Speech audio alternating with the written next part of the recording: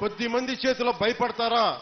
ఐపీఎస్లు, ఐఏఎస్లు, అధికార యంత్రాంగం భయపడిపోయే పరిస్థితుల్లో నేను బయటకు వచ్చి నిలబడితే, అన్నా మీతో పాటు మేము ఉన్నామని మా తల్లులు, మా అక్క చెల్లెలు, మా ఆడపడుచులు, మా వీర మహిళలు రౌడీలకు ఎదురొచ్చారు. కేసులు పెట్టించుకున్నారు. అటెంప్ట్ మర్డర్ కేసులు కూడా పెట్టేశారు. ఇక జన సైనికులు మబ్బుల్లో పరిగెత్తే పిడుగులు లాంటి జన సైనికుల గురించి చెప్పక్కర్లా.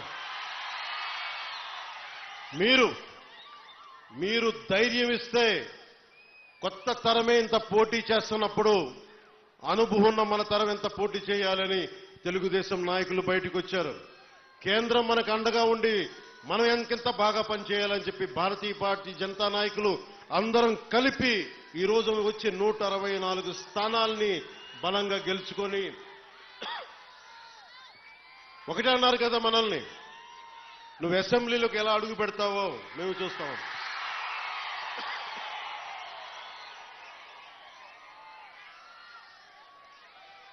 నువ్వు అసెంబ్లీలోకి ఎలా అడుగు పెడతావు, నువ్వు అసెంబ్లీ గేటును కూడా తాకలేవన్నారు.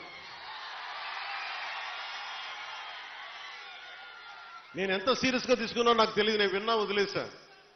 కానీ మీరు ఇచ్చిన విజయం పిఠాపురంలో మీరు చాలా సీరియస్ గా తీసుకున్నారు. మా వర్మ గారు చెప్పారు, గేటు నెట్టుకొని రావడం కాదు, బద్దలు కొట్టుకొని వస్తాడు పవన్ కళ్యాణ్. మా వర్మ గారు చెప్పిన ఆ వ్యాఖ్యలే, ఆ ప్రొఫెసీయే నిజమైంది ఈ రోజున. మరి నాకు ఇంత ఘన విజయం ఇచ్చిన మీకు నేను ఎంత రుణగ్రస్తుని. కన్నీరు తొడవలేని అధికారం ఎందుకు, నేను ఎప్పుడు చెప్తా ఉన్నా. నేను మీకు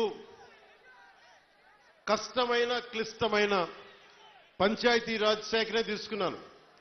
చాలా మంది అడిగారు హోంశాఖ తీసుకోండి, లేదంటే ఫైనాన్స్ తీసుకోండి, లేదంటే రెవెన్యూ, ఇట్లాంటివన్నీ మాట్లాడుతున్నా. నాకేమొద్దు.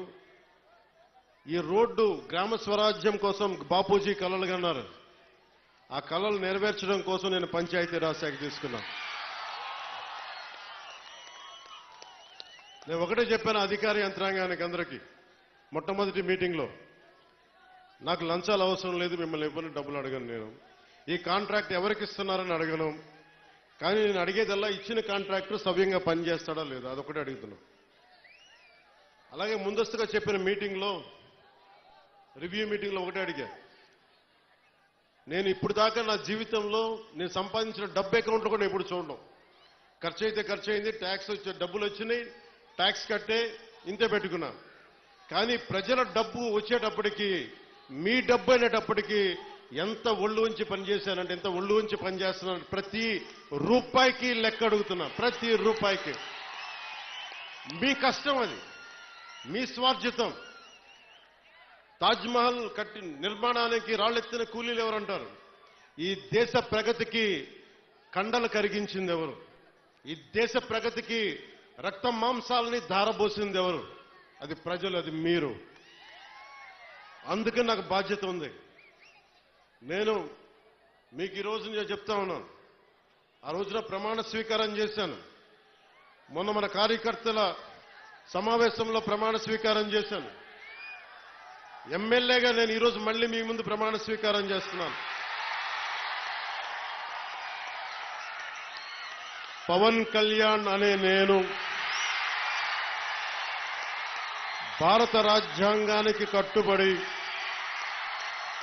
నన్ను అఖండ మెజారిటీతోటి గెలిపించిన నా పిఠాపురం పుర ప్రముఖులకు, పెద్దలకు, ప్రజలకు, యువకులకు, ఆడపడుచులకు, తల్లులకు, యువతులకు, ప్రతి ఒక్కరికి, అన్ని వర్గాల వారికి, ఎస్సీ, ఎస్టీ, బీసీ, ఓసీ, అన్ని మతాలు, ఇస్లాం, క్రిస్టియానిటీ, అన్ని కులస్తులందరికీ నేను హామీ ఇస్తున్నాను. మానవత్వాన్నే కాపాడుతాను, మీ అభ్యున్నతికే కష్టపడతాను. నేను లంచాలు తీసుకోను, నాకు అలాంటి అవసరం లేదు. మీ అభ్యున్నతికే నేను కష్టపడతాను.